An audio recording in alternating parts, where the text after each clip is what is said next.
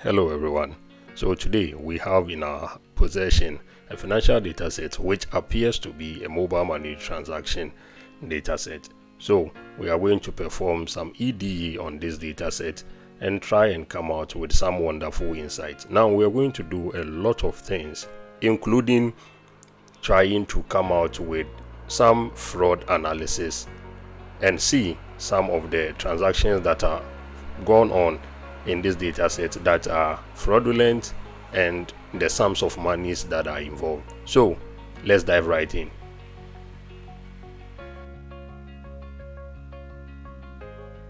Okay, so to begin with, we look at the data exploration and summary.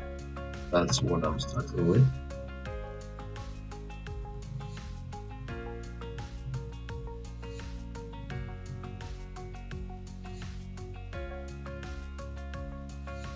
And this is where I'm going to start with the numbering. So I'm looking at my number one. And as usual, it's going to be the total number of transactions.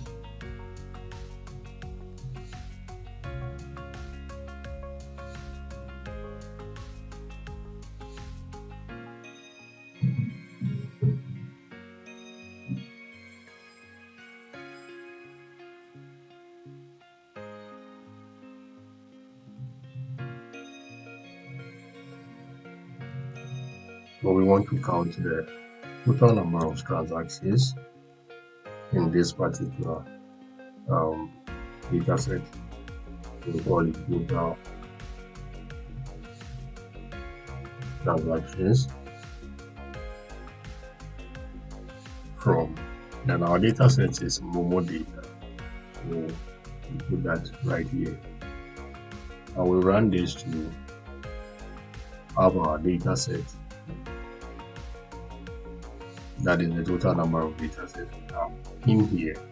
So when you look at this, you realize that we have 6,362,608.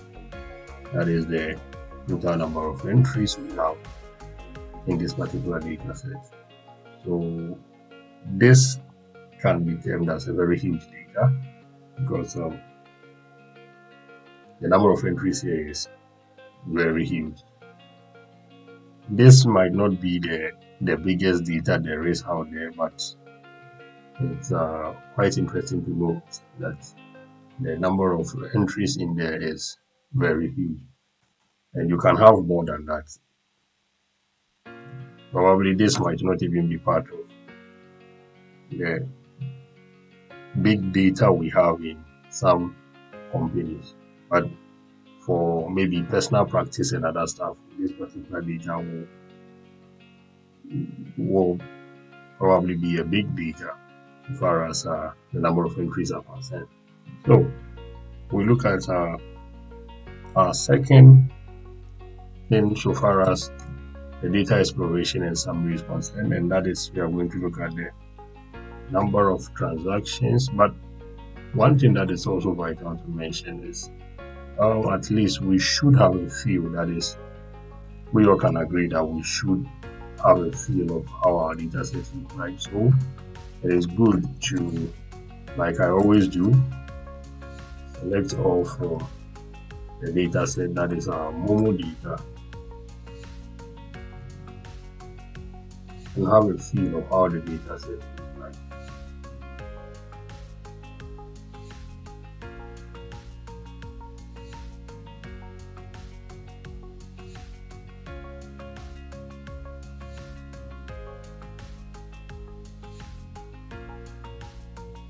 Now, because the data set has a lot of entries, that's why it's taking a longer time for it. So please bear with me.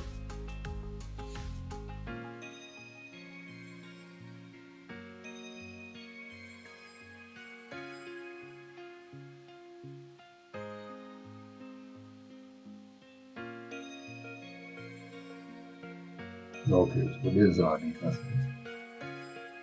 That's how it looks like. We have these colors, that is step, time, amount, name origin, you have the old balance origin, you have the new balance origin, you have the name dest, you have the old balance dest, you have the new balance dest. Is fraud and is flag fraud. Sorry.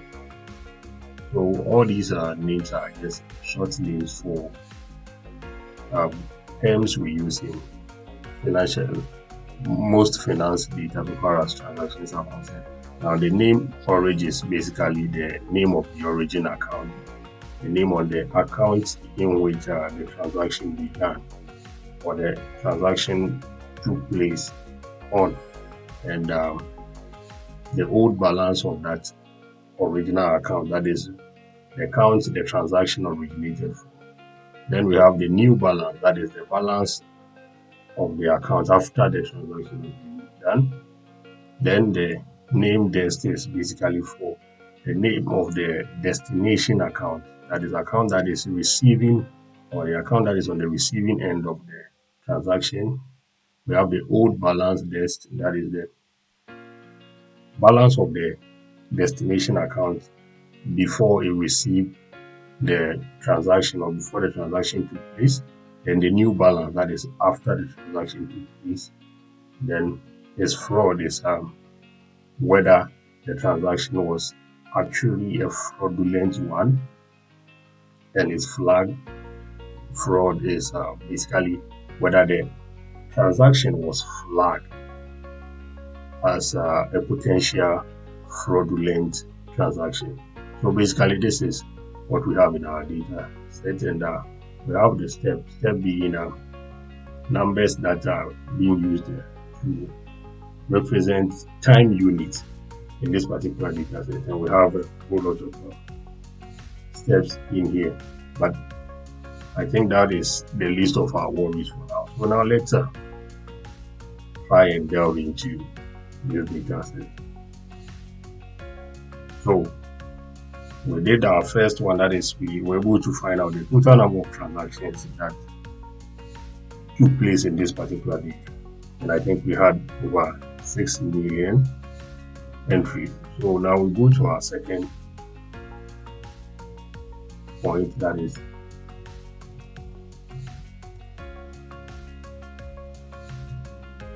the number of transactions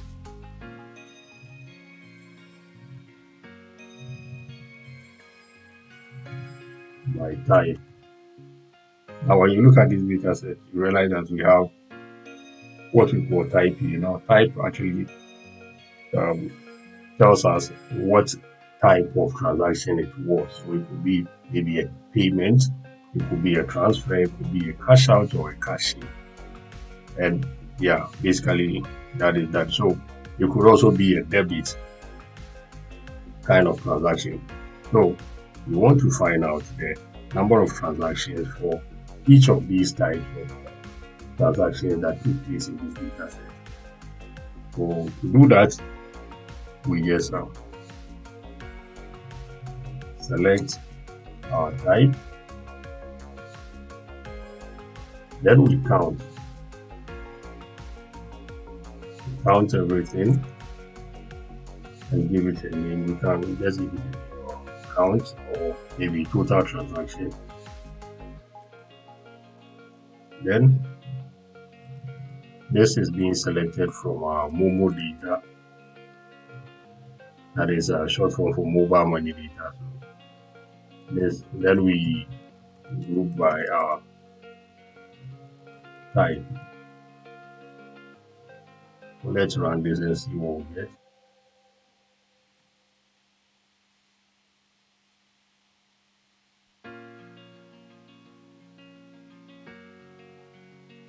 Okay, so we are getting something like this.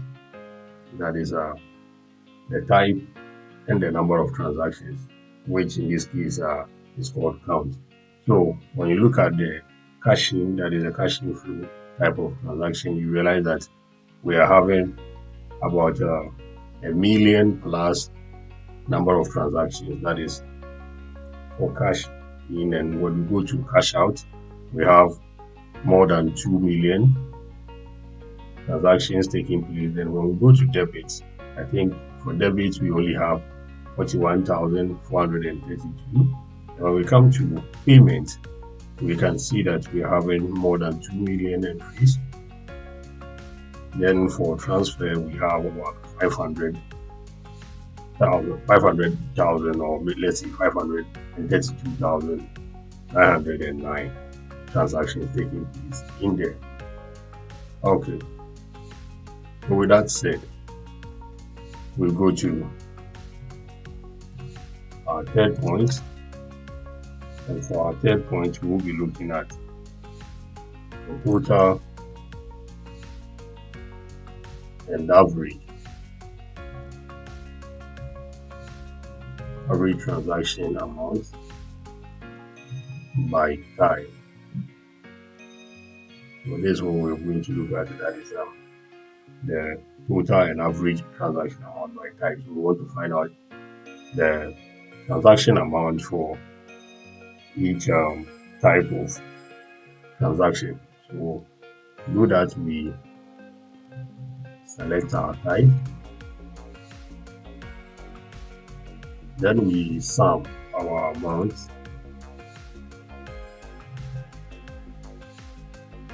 and give it a name with our amount.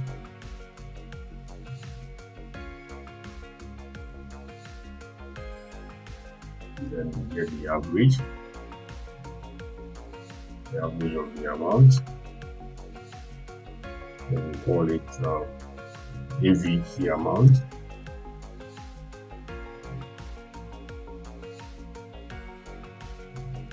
Then we select everything from our Momo data set. We have our Momo data. Then we group by our type.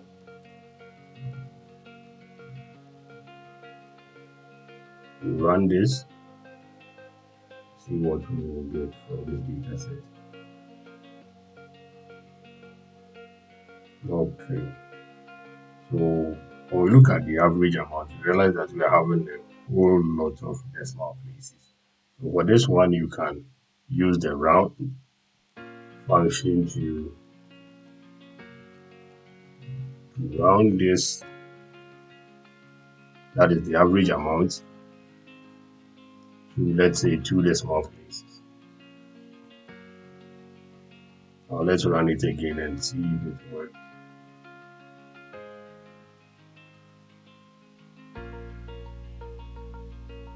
Okay, so as you can see, we've been able to achieve that. So for cash in, we can see that the total amount is very huge, like very huge.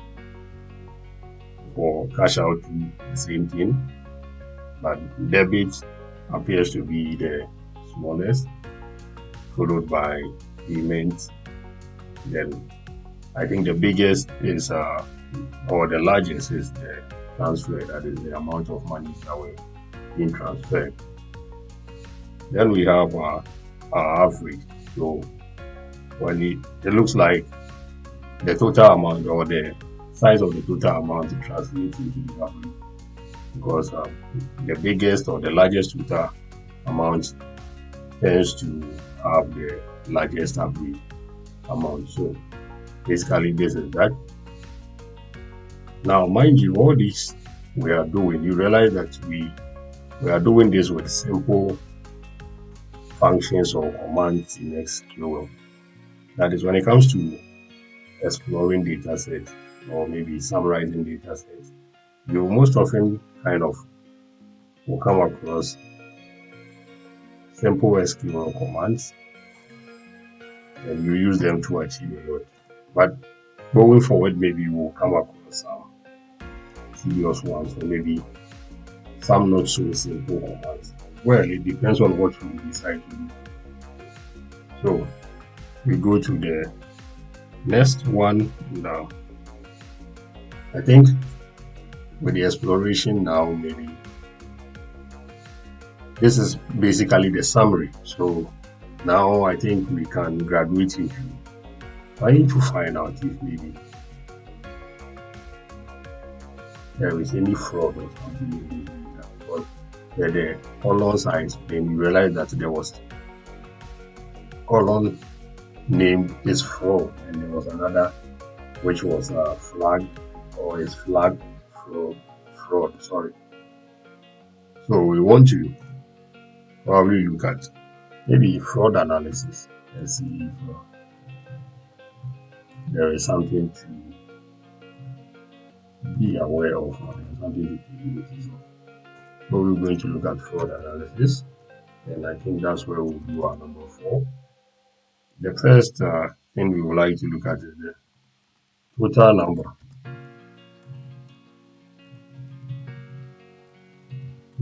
of fraudulent transactions.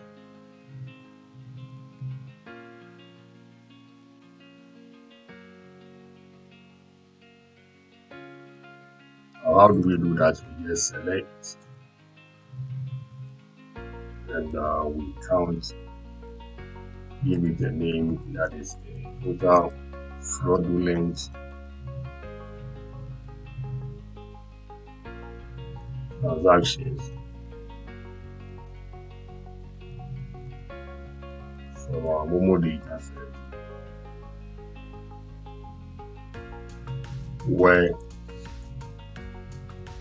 is fraud equals 1.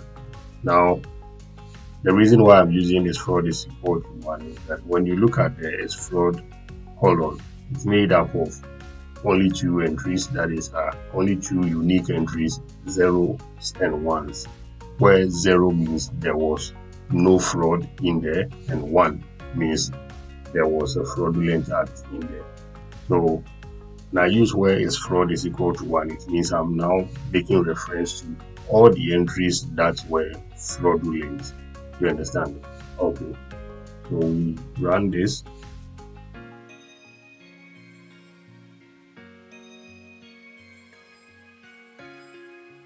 And we come to the realization that we have about 8,213 transactions that are indeed fraudulent. You understand? So 8,000 of them. Now looking at a data set of about 6 million entries and only 8,213 is fraudulent, you might want to say that, oh, then this is insignificant or something. But mind you, some of these things, the reason why they are sometimes even flagged is because of the sums of monies these transactions carry. You realize that a single fraudulent transaction might be carrying a very whooping sum, like a huge sum of money. Most of the times, it's one of the things that raises eyebrows and forces people to look into this particular transaction to find out whether there is something fishy in there or it's just a genuine transaction. So we shouldn't be maybe deterred by, or we shouldn't just say because it's just a small number compared to the total number of entries we have here, then it's irrelevant, or maybe you can just brush over it. So let's proceed with the next one. Our next question we want to answer from this data set, and that is going to be since we've been able to find this number, now let's try and find out the percentage of this particular number, that is the total fraudulent transaction. We want to find its percentage to see whether it's significant or insignificant. So we want to find the percentage of transactions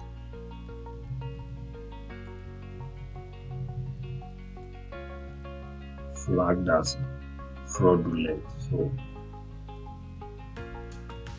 this is what we are looking at. Yeah.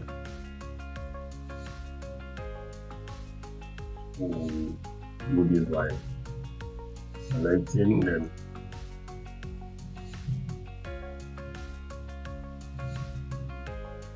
Count. Then we multiply by 100. Then at this part, we also we want to find out uh, the percentage of this particular number. Now we want to select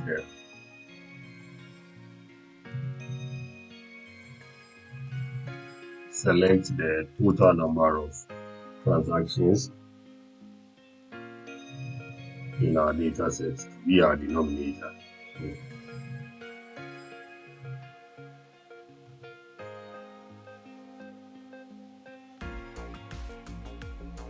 then we can call this maybe fraud.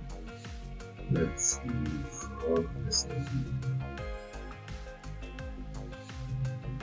or fraud percent. Maybe percentage. Okay.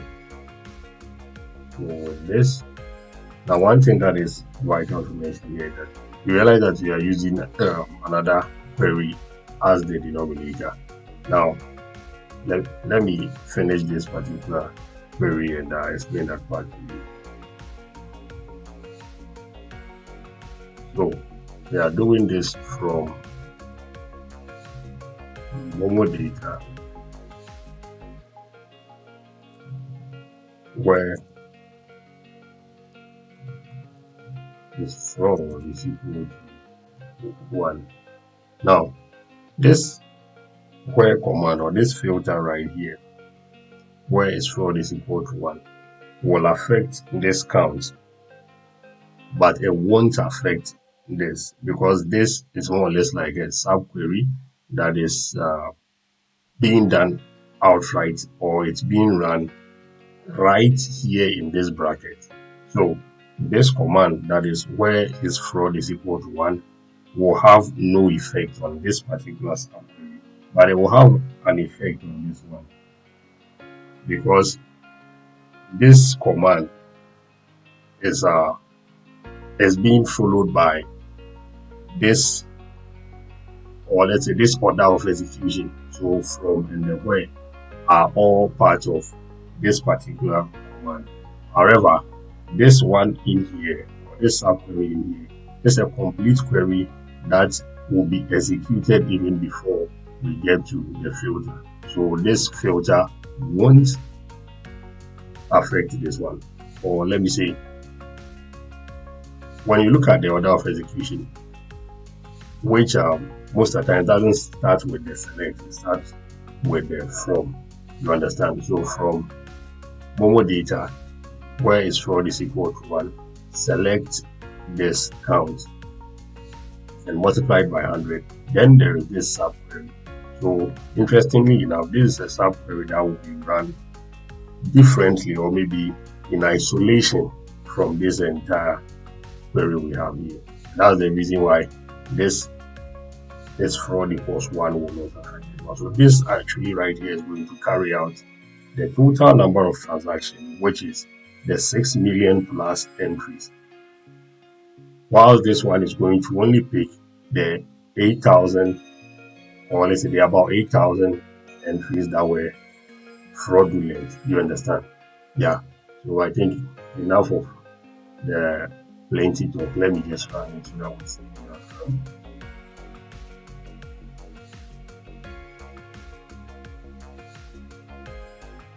Okay, so now this is the answer. That is our fraud percentage is 0.129. That is a whole lot of decimal places.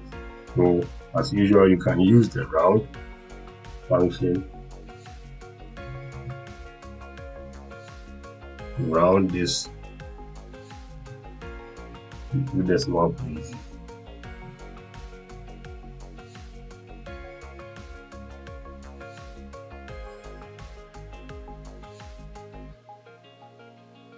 Okay, so our fraud percentage is 0.13, which is very small, so probably negligible, right?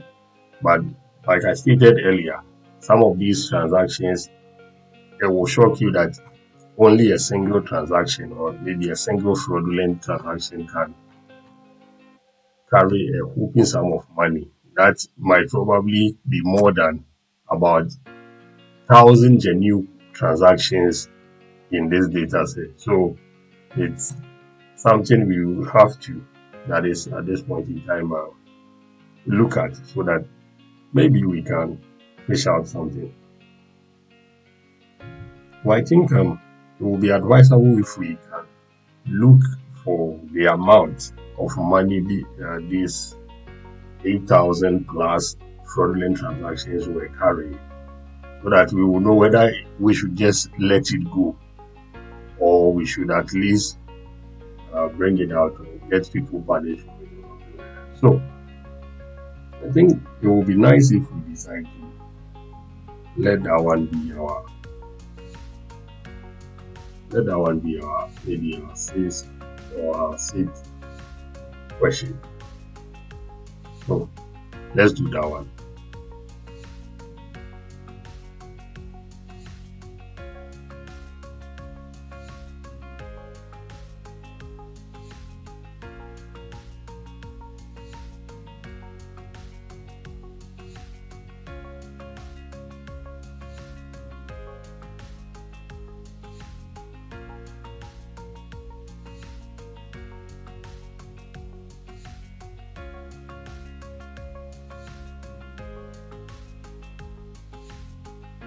Okay, so for that let's say we want to find the amount involved in fraudulent fraudulent transaction.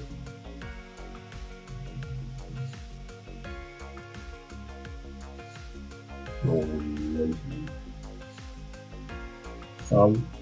to select, then sum the amount. We can call it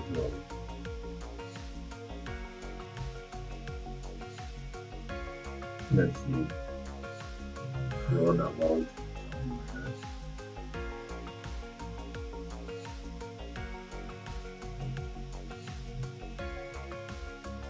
or fraud money. I think that one sounds a bit okay. Then so let's just see fraud money. Some amount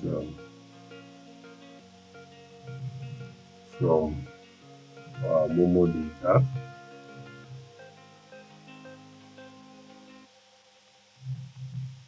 Where is fraud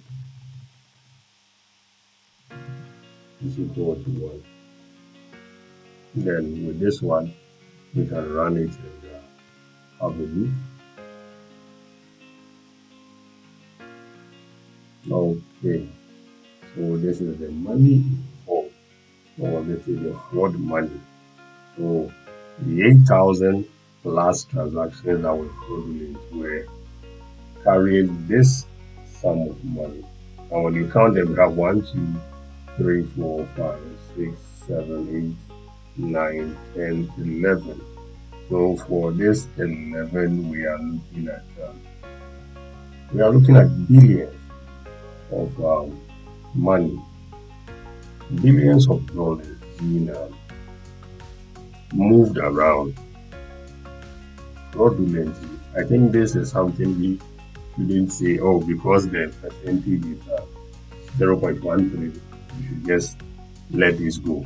This is a huge sum of money that, like a sum of money that can change an entire economy for some countries we have in this world. They can do some huge developmental projects and all that. So I think we have to do that. But there are other things we can find. Now let's try and put the amount of money, or let's see, the average, the average of this money right beside it so that we can see what we're looking at. So average amount, I'll call it AD, not money.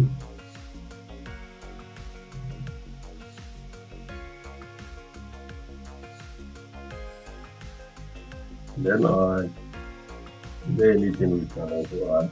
Well, let's run it. Maybe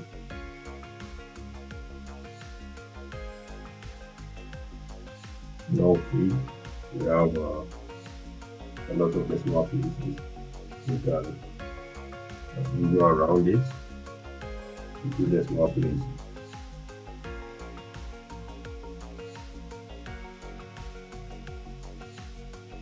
Decimal places and run it. We are going to get that. Now let's also add the total amount of money in this entire data set. Let's put them side by side and see what will happen. So we look at sum of the amount, and for this one, if we use sum of the amounts, it's going to be affected by the filter. So I think at this point, what we have to do is to use a subquery. So select and look at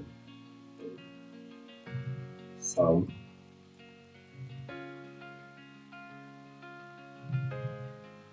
of the amount from our Momo data. Then we can call it our total amount.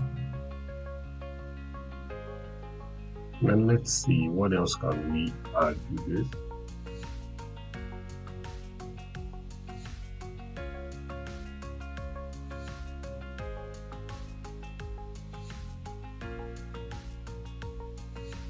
Well, I think it will also be nice if we check. Let's see. Oh, let me run this first. Maybe will give us an idea of what can be added and what can be left out. Let's see. Okay, so we have this as our fraud money, which is in billions. Then we have the average, that is for probably every single fraudulent transaction we are losing, or maybe we are losing more than $1 million. So I think it's very huge.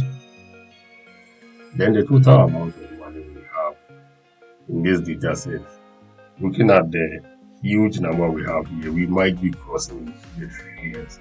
But let's count them as we have 1, 2, 3, 4, 5, 6, 7, 8, 9, 10, 11, 12, 13. So with 13, if we had 11 and we were in the billions, probably 13 we have entered the trillions. Let's see. I will have this, that, this, and yes, I think we are in about 1.1 trillion and over. So that is the total amount of money we have in the data set. Now I think with this we can find out the percentage of this fraud money in relation to the total amount. So let's add that one to it and see what we will get in here. So with that, I think we can do ourselves good if we probably copy this and paste. Okay, so sum of amount, then we multiply it by 100, then we divide it by the total amount. The total amount is the subquery we have to use, so we can take that one too.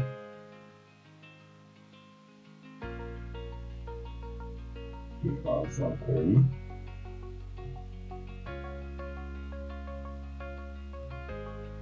And put it in here.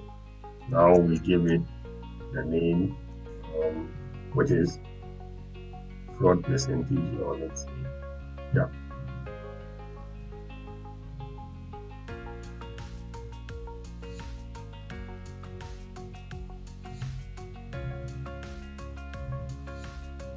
Okay, so I think that should work. Let's how that happens.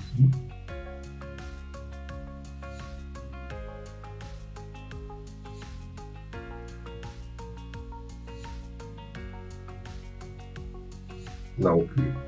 So with this one, you can use the round for this one, and you realize that the percentage or the fraud percentage is approximately 1.1. So the money seen here are big monies. So I think something should be done about this. Now let's continue to analyze, or let's say go through our data, try and find some information. So we are doing some exploration from our data, and now I think we can look at flag transactions.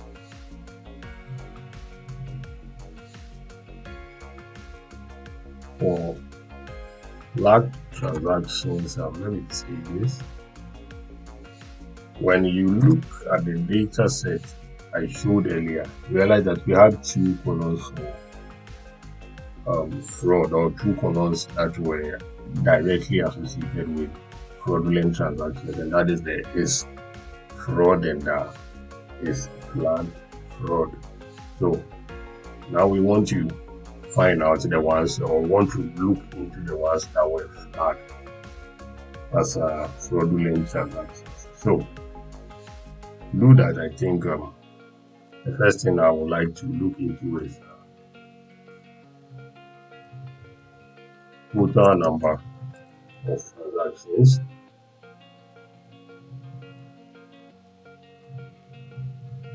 Flagged as potential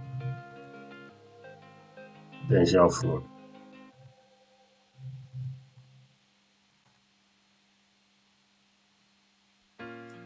So for this one we select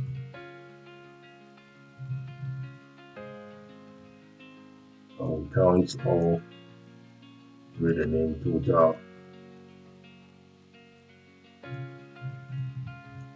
flag transactions.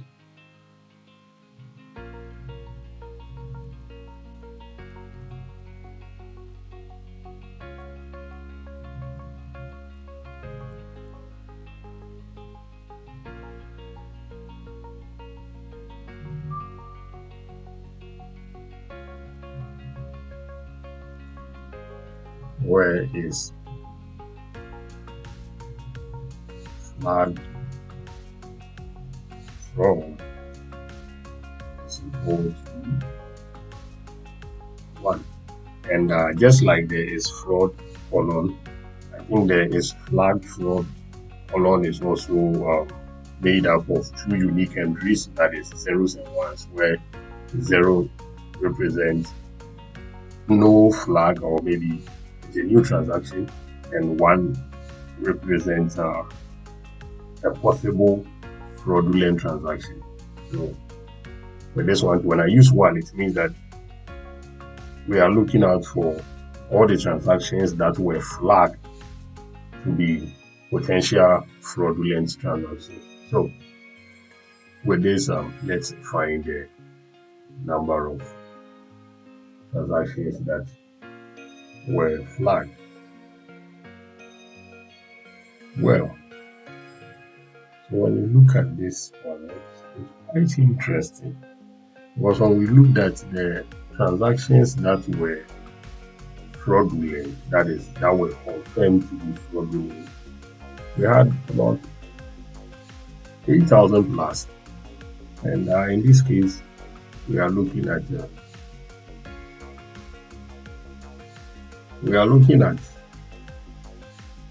wow, we are looking at transactions that were flagged, and out of what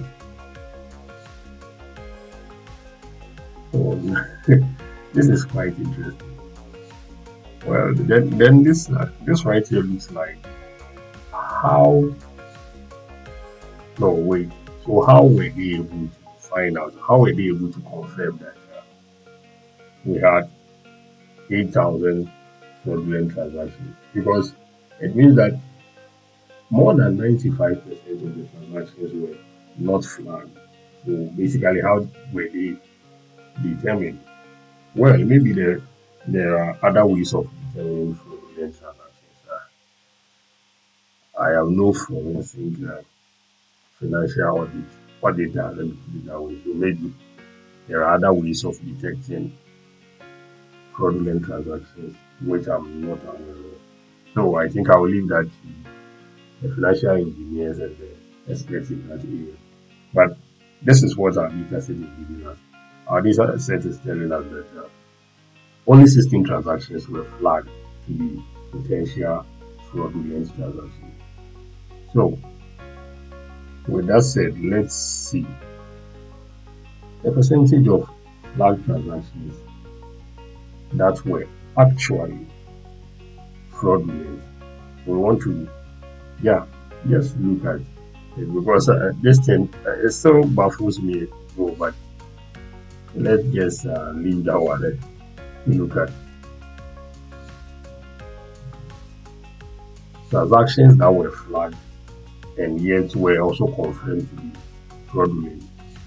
The fact that we have 16 right here doesn't mean that all of them were later confirmed to be fraudulent. Sometimes a transaction could be flagged, but after maybe going through, for instance, audit and all that, you realize that, well, it was a genuine transaction, or maybe there was one or two, maybe confusion somewhere, and later it will be resolved. But looking at the level at which financial securities have risen to, sometimes, or let me say most often, when a transaction is flagged, it turns out to be fraudulent indeed. So let us not push our own opinion. Let's allow the data to speak for it now. So percentage of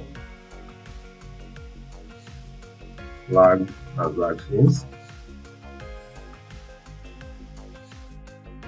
that were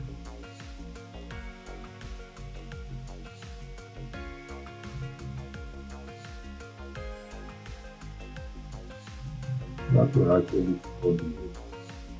Now for this one, let's see. Should we look at percentages either way or we can look out for number? Okay, maybe we can combine them. Let's see.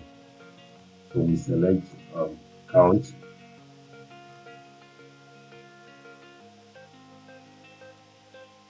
all as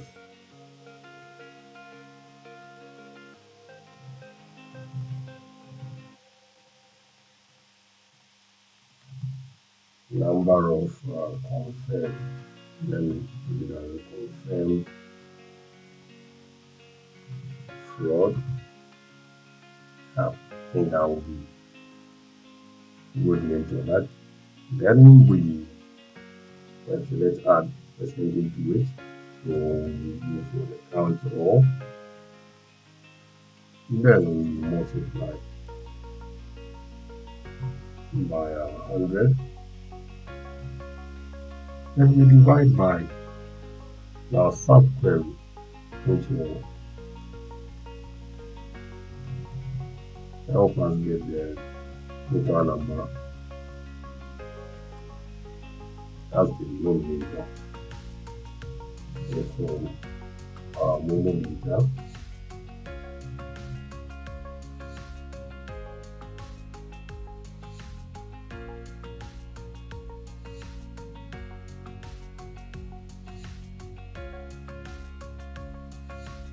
more data where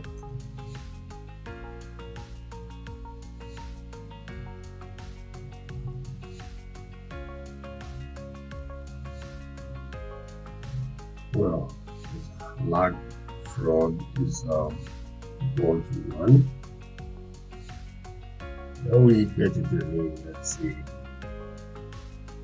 actual fraudulent or confirm fraud percentage.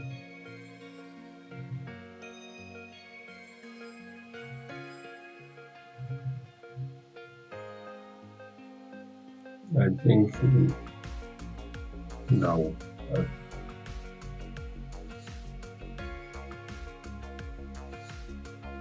okay. When we talk about more data set, then we look at where is flag.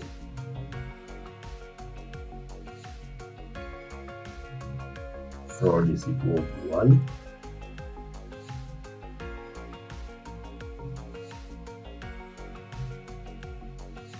And this fraud is also equal to 1. So let's run this and see what we're going to get.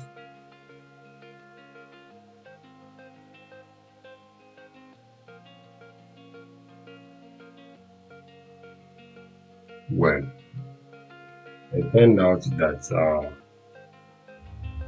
our system flagged transactions were all confirmed to be fraudulent. Like I stated earlier, I said looking at the level or let's say the level at which or the rate at which security or financial security is maybe amplifying or it being beefed up nowadays, it's very difficult to probably hear of a flagged transaction that was later determined not to be fraudulent. So, as I stated, I think our data set has confirmed it that all 16 transactions that were flagged were confirmed to be fraudulent. That's why we have 100% confirmation for this particular data set. And we can see we have the number of confirmed fraudulent transactions being exactly as what we saw in the question number 7 or the query number 7. So I think this one was an interesting one. Now let's look at another one. Let's see another one, and this one we are going to look at account balance.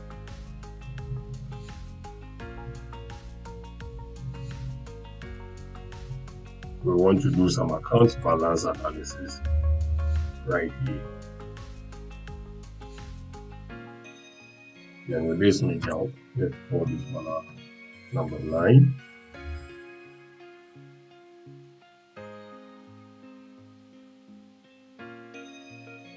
And for number 9, what we want to look at is the average old and new balance for originating account. That's average old and new balance for originating. So this one, let's see what we can do with our SQL. Now, mind you, I'm using Postgres. So if you are using maybe MySQL or SQLite or any other version of SQL software, our codes might, or let's say our queries might probably not be exactly the same. You understand? That is not to say that we are going to have a completely different query, but there are some queries, or let's say some functions or some procedures that are specific to PostgreSQL.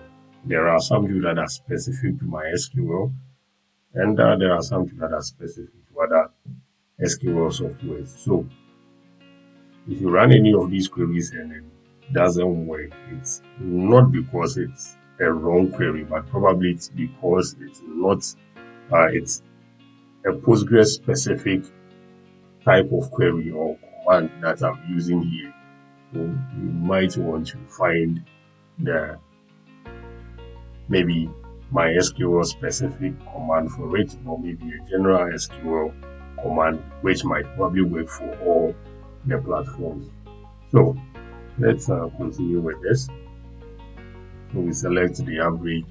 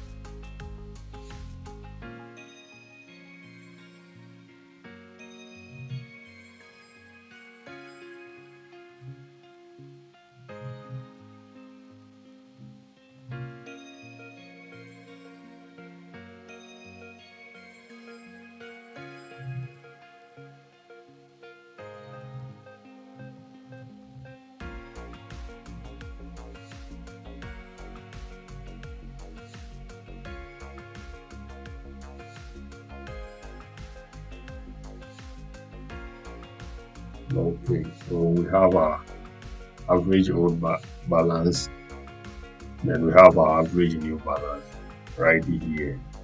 And with these two, you can use the round function to round them to the nearest, or let's say 2 decimal places, right?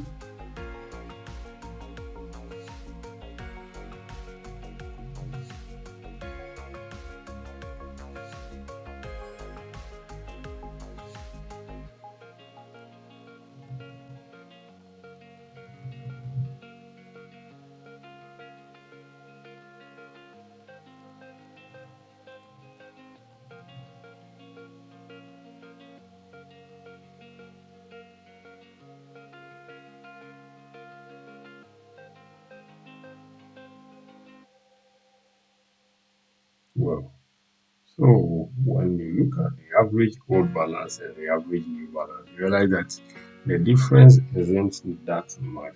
They are both, I think, 800,000 plus. Yes.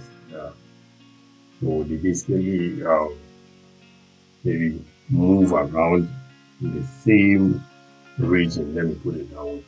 So we now can look at, let's see,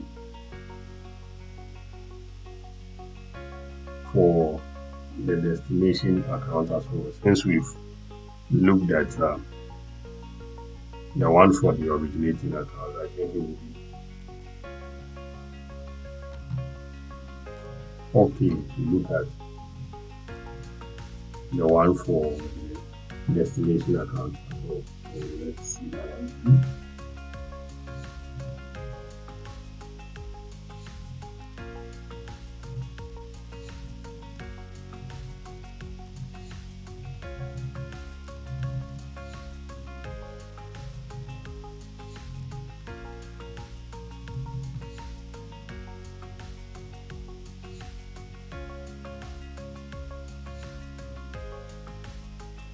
So I think this one, well, this one we can just copy this one and change the, I think the last part to this one. Let me go through it. So I'm going to be quite slow and just copy and paste and change some few things to the length. Okay, so this is the change I was talking about. And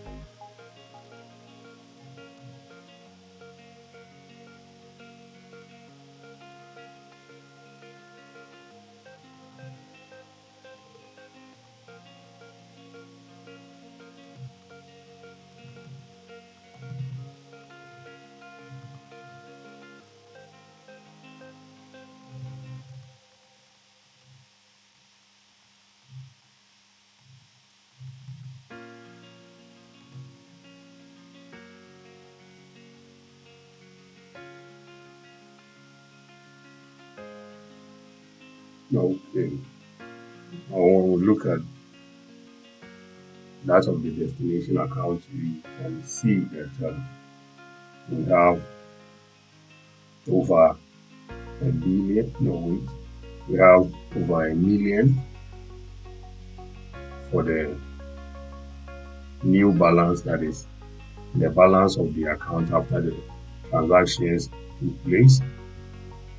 Then for the balance before, that is the old balance before the transaction, I think we have this, that is also over a million. So I think they also play around the same entry. Now these are just the average. We are not looking at the actual amount.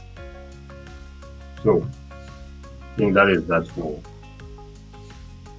this the balance analysis. We wanted to like probably find out something about balance. We can also go ahead, go further and probably look at the amounts.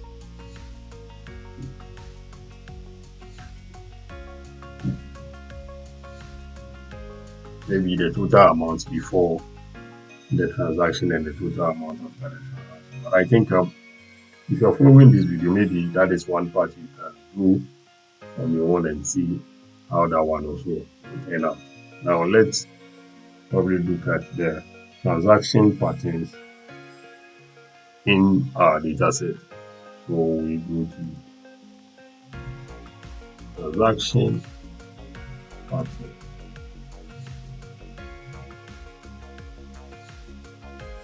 Then maybe you can call this part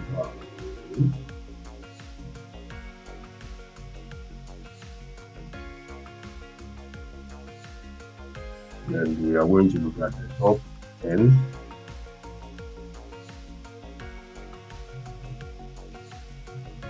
Top 10 accounts with most outgoing transactions.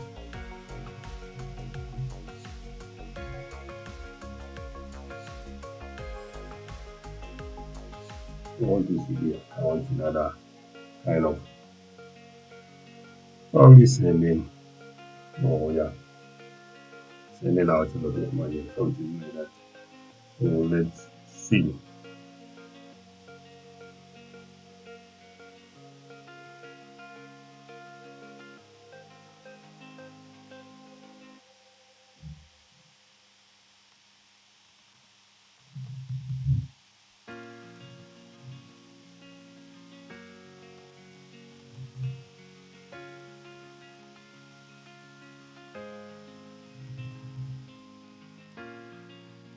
We'll count all. Now we selected the name, or that is the name of the originating account. Then we count all and give it the name transaction count, because basically that's what we are doing. We are just counting the transactions that took place. So in this we are using our data.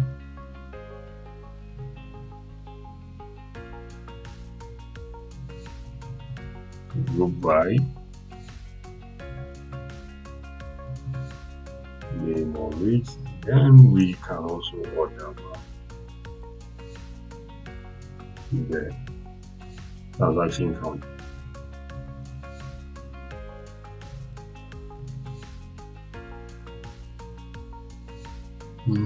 Yeah, then since we are looking at top 10, limit what we are doing. But wait a minute, I think if we want to look at the top 10, then the order by should be in the descending order. So basically, I think this would do. So let's run it and have a feel of what we've asked of our data set. Let's see.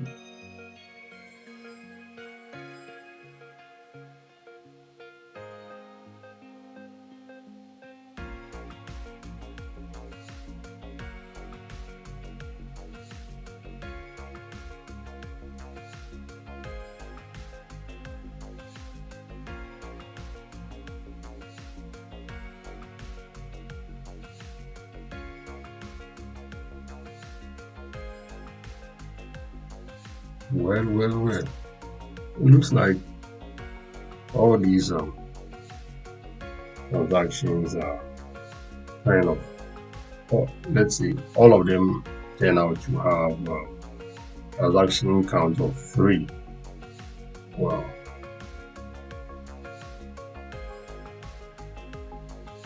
I see. So let's change it to ascending order and see what we have here.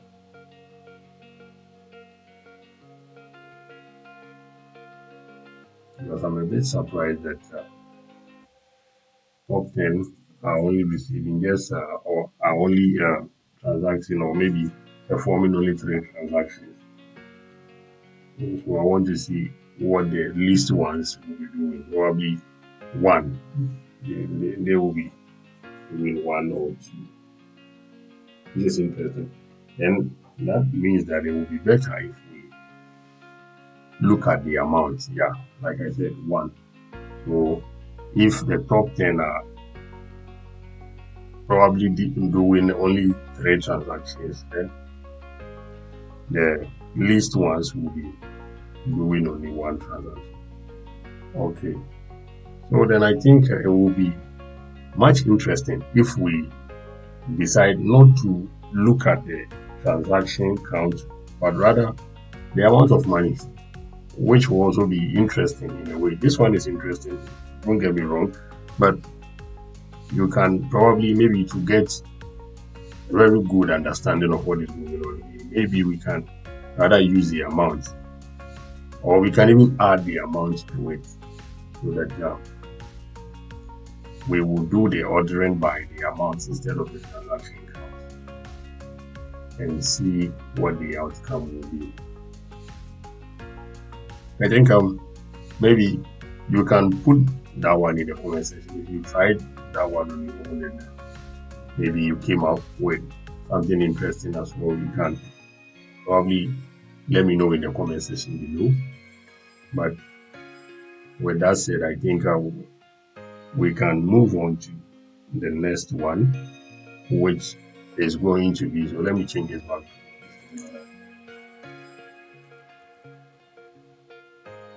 Move on to the next one, which is going to be the top 10 accounts with the most incoming transaction. Since we've done the outgoing, I think it's only fair to do the incoming one.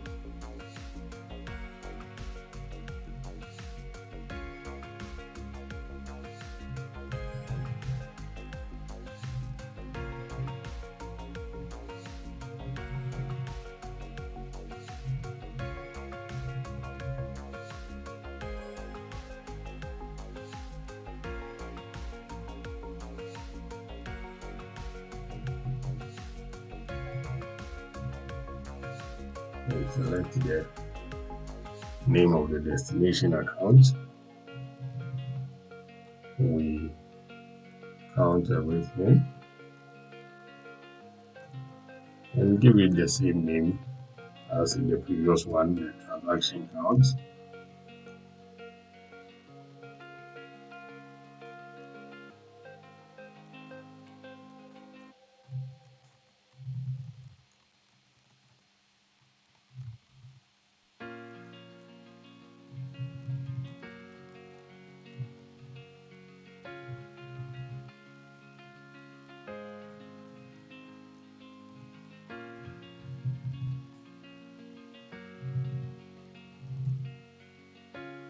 We are ordering by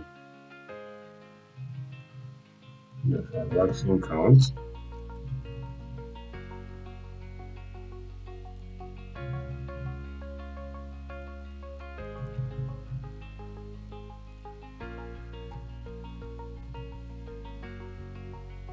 Then I think we limit it to 10 since we are dealing with top 10. We run it to see what this one too has for it. So Well, it's taking a lot of time because of the number of entries we have in here. And also probably because my machine is not, my laptop is not a very high spec laptop. Yeah, there could be a lot of factors, but I'm sure if this is a high spec laptop, maybe this won't be too much time like that. So please bear with me.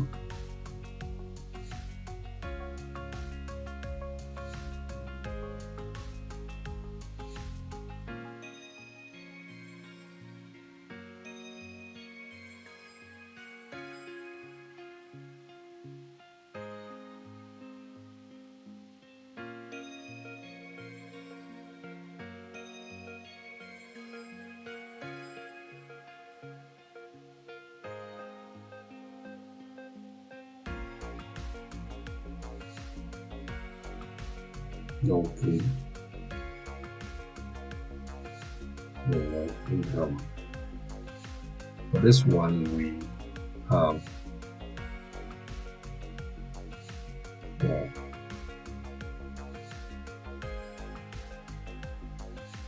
okay. So for this one we have a lot of transactions coming in for this account. Realize that the first one has about 113 transactions. The second one has something lesser than the first one, that's 109. So it's in descending order, so the top 10 is what we have here. Well, now I think it's time we look at high value transactions. Now with high value transactions, I think, well, maybe if we can look at the transaction amounts, I think that one will be interesting. But let me just stick to what I want to say in this video so that we don't go way out of scope. Now let's see. So we are looking at high value transactions.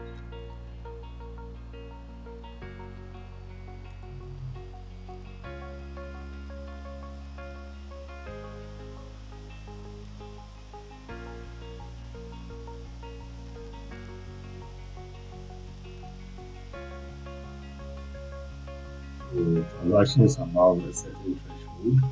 That is what we want to look at right now. That is transactions above a certain threshold. Now the threshold can be any number. So let's see. Let's take what we decided. It could be any number. So if you are following this exploratory analysis, you can decide to use any number.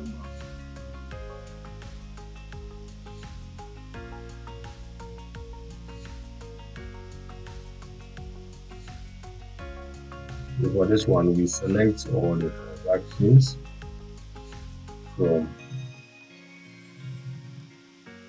our Momo data.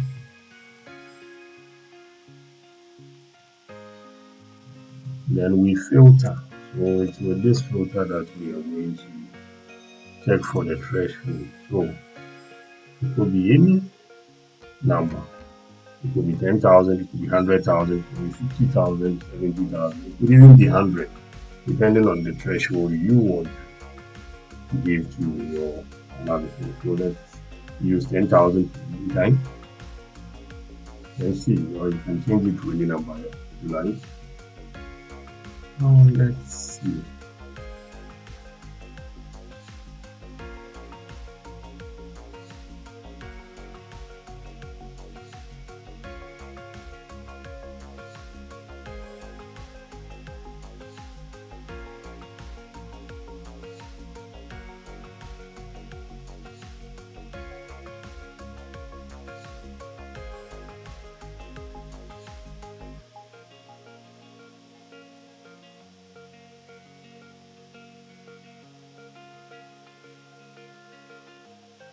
Well, now let's see down here.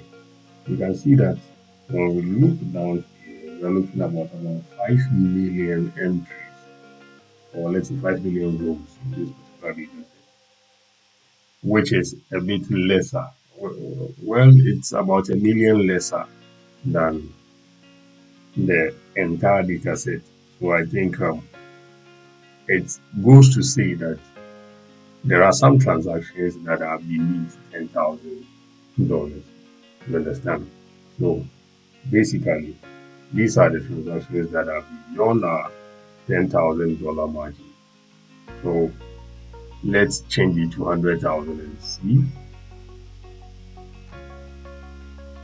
what will happen.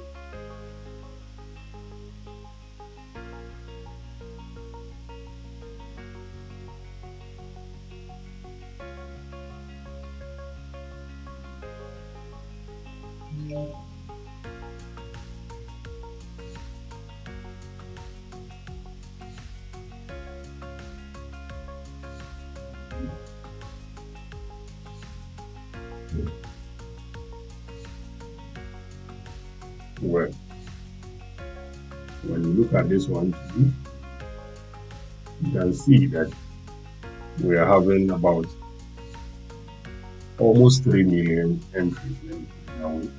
So it means that we have probably a little over half, or let's say more than half of the transactions being what? Less than 100,000. Now, by mere observation, you can see that some of them are pretty huge, like this number we have right here. This is about a million. So, well, you see that there are some huge transactions going on in this business. Okay, so let's go to our next one, which will be our number 14. Now with this one, we are looking at the number of high value transactions by type. So we want to look at the types of transactions that we saw in the beginning of this analysis, and also look at the, let's say, the number of high value transactions that needed. Now by high value, it will depend on us giving the threshold. So we consider 100,000 as the threshold of high value transaction. Then probably we can use that. If you consider maybe a million as high value transaction, or your threshold for high value, you can use that one. Then if you consider maybe a billion, or maybe 10 million, any number at all that you consider. So this one is it's more or less like a user specific, or let me see, the analyst specific, depending on the kind of amount you consider as a high value transaction. Okay, so high value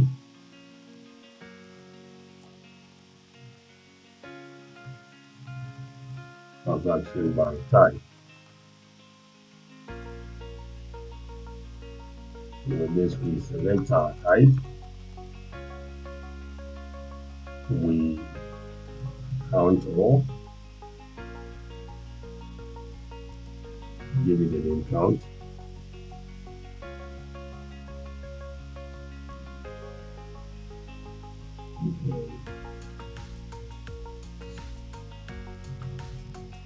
From our Momo data, we put by our type.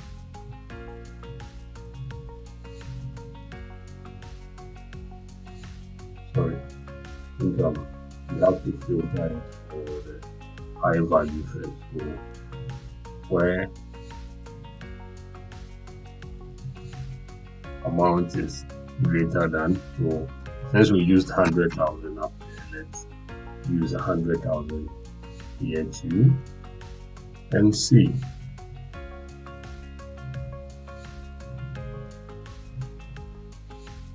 We are looking by type.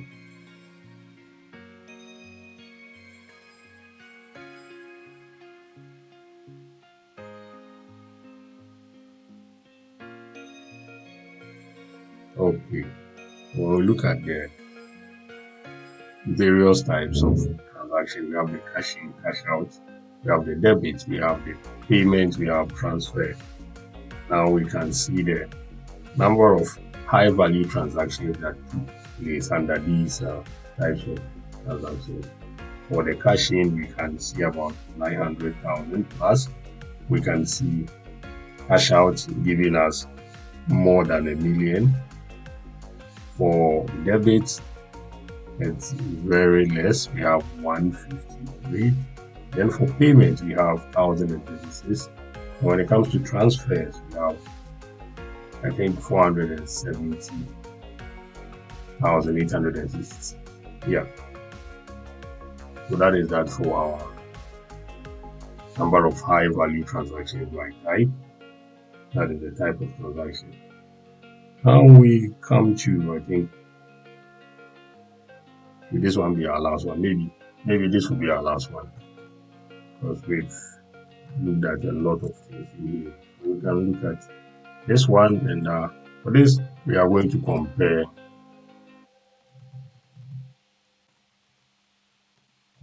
fraudulent and non-fraudulent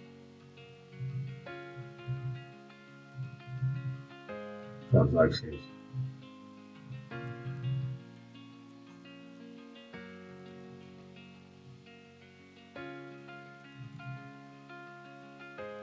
So what we are looking at here is the average amount of fraudulent versus non-fraudulent transactions. So let's do justice to it.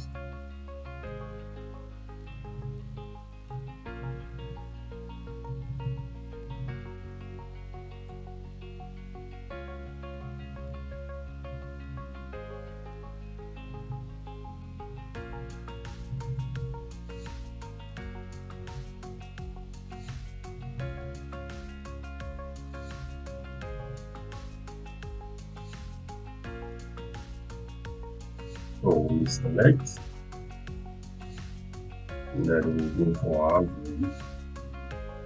Then we use our case statement or case when statement. We use our case when is fraud is equal to 1.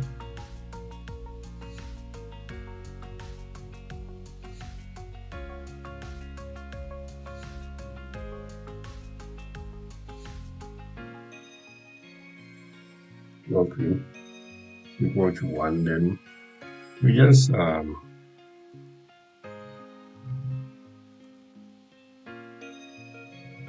pick the amount, then we enter. We give it EVG.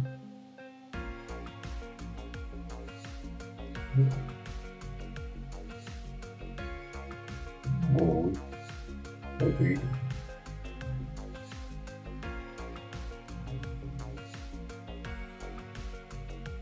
No. Okay, and go for the second one. EVG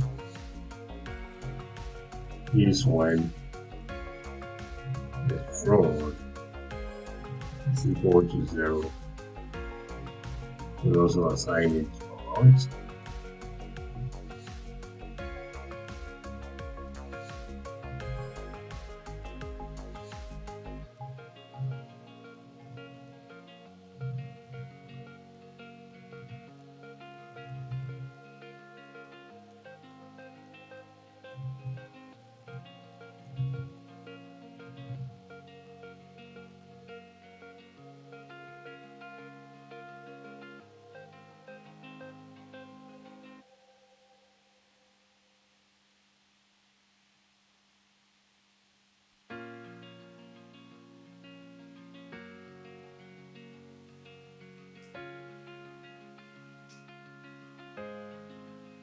Okay, so I think when we looked at the average of amount and the average of amount for fraudulent and non-fraudulent. So when you look at that for fraudulent, well, let's remove numerous decimal places first, and then we can look at the numbers very well.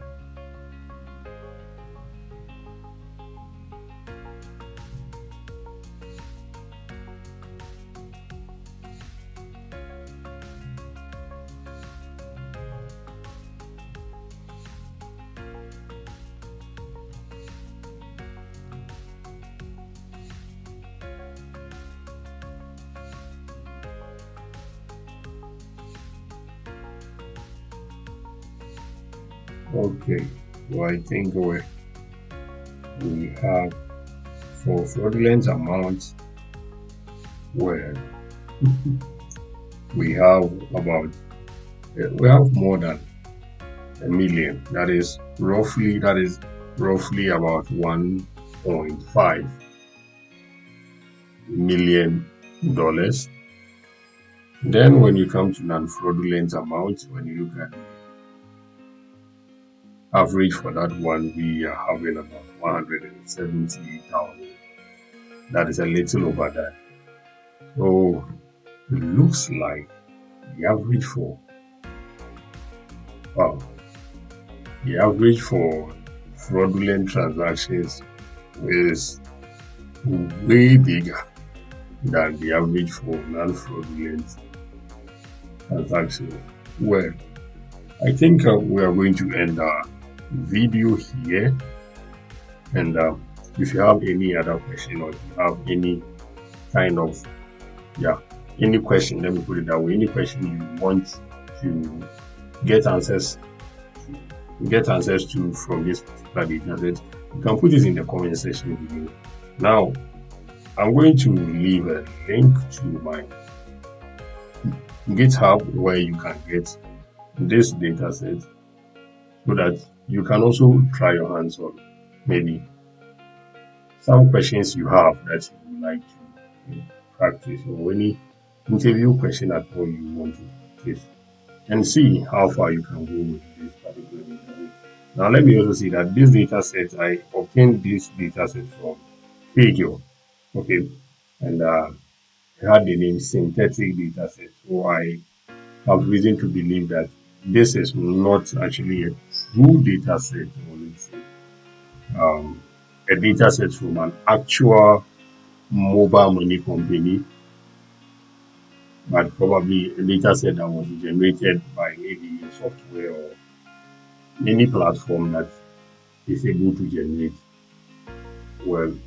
data that can mimic maybe how operations are done or how things are done in a particular industry. And it could be that, I could be wrong, because like I said, I'm not a financial engineer, so maybe there could be things that led to this one that I have no idea about. So mine was to just do an exploratory analysis on the data set, and I've done just that. So I think at this particular point, we are going to call it a day, and I hope to catch you in the next one.